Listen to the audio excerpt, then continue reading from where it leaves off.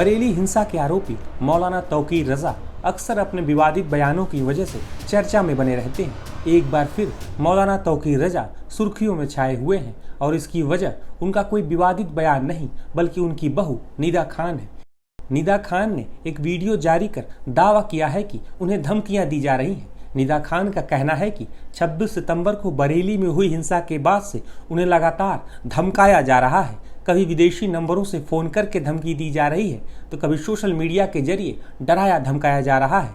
निदा खान ने तो यहाँ तक दावा किया है कि उनके बाहर आने जाने के दौरान कुछ लोग उनका लगातार पीछा भी कर रहे हैं। बता दें कि निदा खान मौलाना तौकीर रजा खान के बड़े भाई की बहू हैं। उनका अपने पति से पिछले 10 साल से तलाक का केस चल रहा है। वही टाइम्स नाउ नवभारत से बातचीत के दौरान निदा खान ने क्या कहा है, आप भी सुनिए।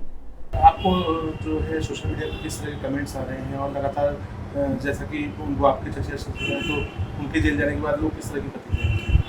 पहली बात तो मैं बहुत दिन तक खामोश रही क्योंकि मामला बहुत सेंसिटिव था। जिस दिन से वो अरेस्ट हुए उसके बाद से कुछ ना कुछ लोग मेरे घर के बाहर ही मुझे धमकी दे के चले जाते हैं, जबकि मेरे साथ खुद गनर होता है। उसके बावजूद ये हालात है कि लोग सोचते भी नहीं कि इसके बाद क्या होगा। उसके बाद फ़ोन मुझे नो कॉलर आईडी से करते हैं, मुझे गाली देते हैं उस पर, ठीक है, धमकी देंगे मारने की। और अब इतनी जब मैंने उस पर भी रिस्पॉन्ड करना बंद कर दिया तो उन्होंने मेरे इंस्टाग्राम अकाउंट पे उन्होंने अब्यूसिव लैंग्वेजेस का इस्तेमाल करना शुरू कर दिया। उस पर भी सेम गालियाँ, थ्रेट, ये रिपीट इंसिडेंट इतने हो गए कि मैं थक गई कि मुझे आकर बात ही करनी पड़ेगी कि मैं अगर सोशल मीडिया पे, उसका मतलब नहीं है कि मैं आप लोग की गाली सुनूंगी या आप मुझे नहीं बताएंगे कि मुझे क्या करना है क्या नहीं करना है। वही बात करें बाकी खानदान वालों के पास, जो मेरा हस्बैंड था उसका भाई है अरसलान करके, उसके साथ एक लड़का रहता है उजैर करके, उसका नाम भी दंगे में। अब आप क्या कार्रवाई चाहते हैं? मैं चाहती थी उसे ट्रेस आउट करा जाए कौन ये सब कर रहा है, क्योंकि ये कब तक चलेगा। 10 साल में मेरे ख्याल से बहुत सारे मुकदमे मैंने थ्रेड पे लिखवा दिए हैं, ठीक है। और इस पर पता भी चलता है तो वो लोग कहते थे कि लड़का पागल है, उसने ऐसे मैसेज कर दिए वैसे मैसेज कर दिए।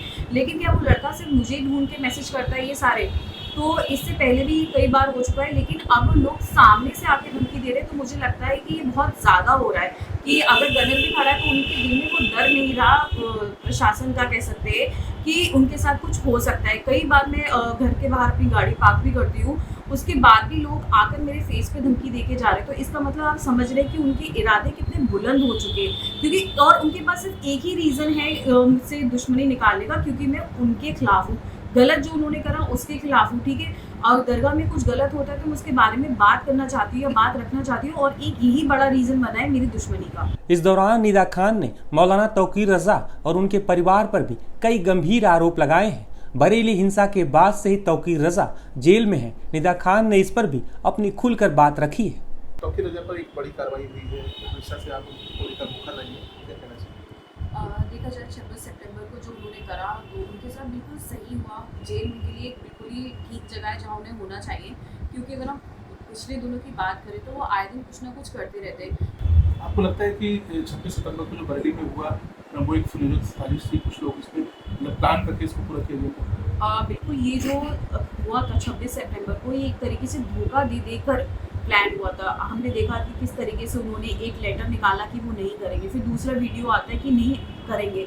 उसको करने के बावजूद उनको कोई अफसोस नहीं था। उसके बाद भी एक और वीडियो जारी होता है जिसमें वो मुबारकबाद देते कि जो पिटे वो आशिक रसूल हैं और उनको मुबारक हो, और जिसकी वजह से हमारी आधी से ज़्यादा कम्युनिटी ने सफ़र भी करा है। लेकिन बात देखनी चाहिए कि ये दरगाह वाले जब किसी के साथ नाइंसाफ़ी होती है तो कभी खड़े नहीं होते। अगर आप मेरा मैटर ले लीजिए कि मैं भी तो मुसलमान हूँ, मेरे साथ इतना गलत हुआ, तो इस दरगाह से एक आदमी ने आकर कभी अपनी आवाज़ बुलंद करके ये नहीं कहा कि इस लड़की के साथ गलत हो रहा है। लेकिन तौकीर मियाँ इतने इल्लीगल चीज़ों में इन्वॉल्व होने के बाद भी पूरी दरगाह एक साथ खड़े होकर कहती कि इस आदमी को बचा लो। तो आप सोचिए उनका माइंडसेट क्या है। उनका माइंडसेट सिर्फ यही है, लोगों को प्रताड़ना देना, उनका इस्तेमाल करना, उनको ब्रेन वॉश करना, और उसके बाद अपने लिए ही एक तरीके से कहते हैं ना कि पावर शो दिखाना कि हमारे पीछे इतने लोग हैं। तो मुझे लगता है अब उनको समझ में आ गया कि पावर शो क्या होता है। अगर आप ज़्यादा कानून को अपने हाथ में लेंगे तो आपको पता चलेगा कि आपकी, और ये सिर्फ तौकीर के साथ नहीं है, उनके बड़े भाई चाहे सुबानी हो, चाहे अंजुम हो, चाहे तौसीफ हो, चाहे तस्लीम हो, सब। और ये जिस तरीके से औरतों के साथ करते हैं, मुझे लगता है कि इनके साथ भी ऐसे ही होना चाहिए जैसे तौकीर के साथ हुआ है। आपको लगता है कि इस बार जो योगी सरकार है उसने एक बड़ा सबक देने का काम किया? और जब से हम कहेंगे बीजेपी गवर्नमेंट इंडिया में आई है तो कहीं ना कहीं एक बहुत अच्छे तरीके से उन्होंने लॉ एंड ऑर्डर मेंटेन करा है। और पहले तो हम बात करें अपनी मुस्लिम बहनों की, किस तरीके से उन्होंने तलाक के ऊपर कानून ला के इन आदमियों के हाथ बांध दिए कि आप औरतों का सम्मान करना सीखिए।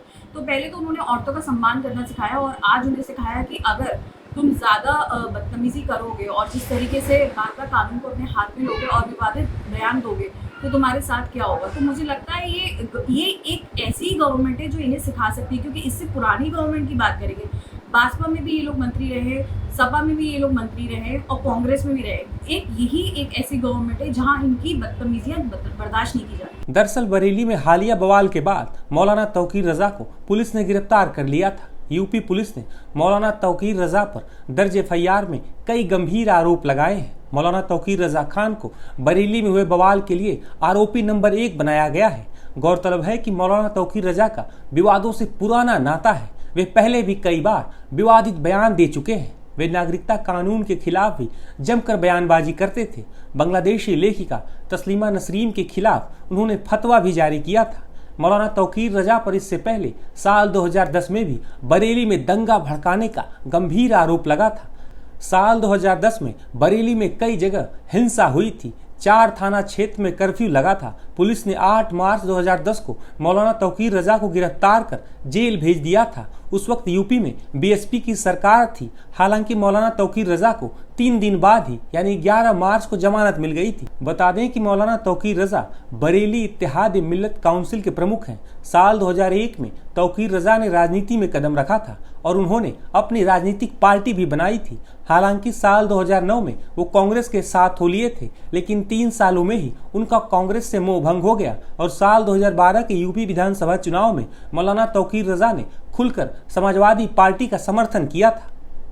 2012 में यूपी विधानसभा चुनाव में समाजवादी पार्टी को जीत मिली थी और अखिलेश यादव पहली बार मुख्यमंत्री बने थे। हालांकि साल 2013 में मुजफ्फरनगर दंगे के बाद तौकीर रजा और समाजवादी पार्टी की राहें जुदा हो गई थी, जिसके बाद 2014 के लोकसभा चुनाव में उन्होंने बीएसपी यानी बहुजन समाज पार्टी का समर्थन किया था। समाजवादी पार्टी की सरकार में तो मौलाना तौकीर रजा को हथकरघा विभाग का उपाध्यक्ष भी नियुक्त किया गया था। मौलाना तौकीर रजा पर कई बार भड़काऊ बयान देने के आरोप लगे हैं। बरेली में हुए हालिया बवाल के बाद से ही मौलाना तौकीर रजा की भूमिका पर कई प्रश्न चिन्ह लगे हैं। वहीं अब उनके बड़े भाई की बहू निदा खान के लगाए आरोपों के बाद से भी कई सवाल उठ रहे हैं।